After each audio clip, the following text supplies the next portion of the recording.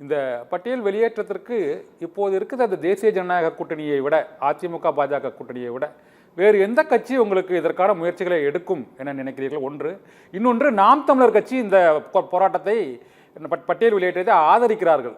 அவர்களோட கூட்டணி வைப்பதில் உங்களுக்கு என்ன தயக்கம்? இல்லை, அதாவது இந்த தேர்தலை பொறுத்தளவு நான் ஏற்கனவே 2021 சட்டமன்ற தேர்தலுக்கு பிறகு நான் தெளிவுபடுத்திட்டேங்க. சரி, தமிழ்நாட்டில் இருக்கிற அரசியல் கட்சிகள் அதாவது இதை புரிந்து கொள்ளக்கூடிய மனோநிலையில் அவர்கள் இல்லை. இந்த நாட்டில் வர்ணாசிரமத்துக்கு எதிராக பேசுறாங்க. ஆனால் வர்ணாசிரமம் அப்படியே நீடித்திருக்க வேண்டும் என்று விரும்புகிறார்கள். நாங்கள் அண்ணல் அம்பேத்கர் அவர்கள் இந்த நாட்டில் ஜாதி ஒழிய வேண்டும் என்பதற்காக மத மாற்றத்தை முன்வைத்தார். எல்லா தலித்துகளுமே, ஒடுக்கப்பட்ட மக்களுமே இந்த சாதி இழிவிலிருந்து மதம் மாறி செல்லுங்கள் அப்படின்னு சொல்லிதான் 10 லட்சம் பேரோட நாகப்பூர்ல போய் புத்த மதத்துக்கு மாறினார். நான் என்னை பொறுத்த மட்டிலும் இந்த பூர்வீக அடையாளம் அப்படியே இருக்கணும். எஸ்சிங்கிற பட்டியலிருந்து வேறொரு பட்டியலுக்கு போனாலே ஓரளவுக்கு தற்காலிகமாக இந்த எஸ்சிங்கிற ஒரு முத்திரை இல்லாமல் இந்த மக்கள் ஒரு இழிவில்லாமல் வாழ முடியுங்கிறதா புதிய தமிழக கட்சியினுடைய நிலைப்பாடு. அந்த நிலைப்பாட்டில் இருந்தா நாங்க பட்டியலிருந்து வெளியேற வேண்டும் என்ற கோரிக்கை வச்சோம். இதுல வேற எந்த விதமான அரசியலோ வேற எதுவுமே கிடையாது. அதனால எங்களுடைய நிலைப்பாடு இன்னைக்கு பொதுவா எஸ்சி அப்படின்னு சொன்னாலே அது தாழ்ந்தது, தகுதி குறைவானவர்கள், கொஞ்சம் மோசமானவர்கள் என்ற ஒரு பார்வை பொதுவாக பரப்பப்பட்டிருக்கிறது. இது பல பேருடைய மனசுல ஆள பதிஞ்சு கிடக்குது. அதைய போக்கணுங்கிற போது அந்த பட்டியலுக்குள்ள இருந்து கொண்டே செய்ய முடியாது. இதன் காரணமாகத்தான் அம்பேத்கர் அவர்கள் மதமே மாறி போயிரு, இந்துன்றது தான் உண்மையில எஸ்சின்னு சொல்றாங்க, அன்டெசிபிலிட்டி இருக்குது, மாறி போது சொன்னார். நான் அப்படி இல்லை. நம்முடைய பெற்றோர்களுடைய, நம்முடைய முன்னோர்களுடைய அடையாளத்தை நாங்கள் இழக்க விரும்பல.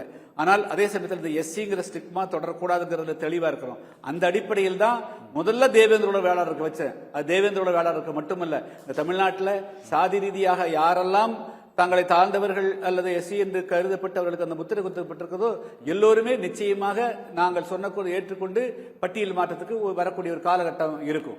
எனவே இது பட்டியல் மாற்றம்ங்கிறது மாற்றாக வைக்கப்பட்டிருக்கூடிய ஒரு தீர்வு தான், ஒரு சிகிச்சை தான்.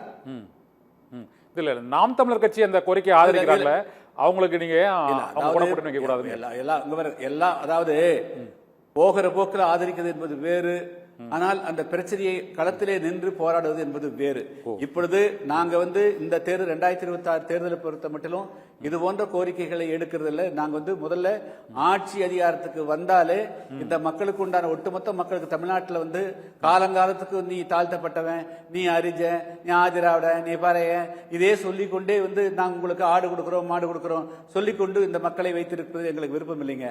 நாங்க அடிப்படையே மாற்றம் நினைக்கிறோம். அதனால வர்க்கமும் முடியணும், சாதியும் முடியணும். ஏழை என்ற அந்த பட்டமும் இவங்களுக்கு போகணும், தாழ்த்தப்பட்டவங்கிறது அந்த பட்டமும் போகணும். இரண்டையும் ஒழித்து இந்த நாட்டில் ஏழை பணக்காரனுக்கு இடைவெளி இல்லாமல் உருவாக்குறதும், சாதி ரீதியாக உணர்ந்தவன் தாழ்ந்தது என்று போக்கி அதுலயும் சமத்துவத்தை கொண்டு வரதான் புதிய தமிழக கட்சியினுடைய நோக்கம். இனிமேல் இது ஒரு கட்சி கிட்ட கோரிக்கை வைக்கிறதுக்கெல்லாம் நேரம் இல்லை, அது அவசியம் இல்லை என்று கருதுகிறேன். நாங்கள் ஆட்சி அதிகாரத்துக்கு வர்றது ஒன்றுதான் எல்லா விஷயத்துக்கும் தீர்வு.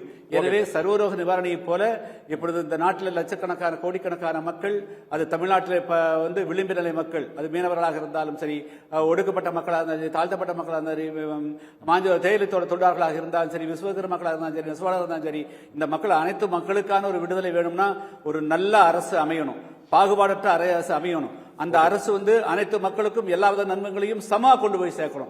அப்படிப்பட்ட அரசு அமைந்து விட்டாலே இந்த நாட்டில் எல்லா விதமான பாகுபாடும் போயிடும். அதுதான் எங்களுடைய லட்சியம்ங்க. அந்த லட்சியத்தை நோக்கி தான் நாங்கள் பயணிக்கிறேன். 2026 ஒரு நல்ல அரசு அமையிறது, ஒரு ஈக்குவாலிட்டி அண்ட் ஈக்விட்டி, சம உரிமையும் சம பங்கையும் வழங்கக்கூடிய ஒரு அரசு அமைக்கிறது தான், அதுல பங்கு பெறுறது தான் புதிய தமிழக கட்சியினுடைய லட்சியம். இதன் மூலமாக எல்லா பிரச்சனைக்கும் தீர்வு வரும் என்று கருதுகிறேன். Okay sir.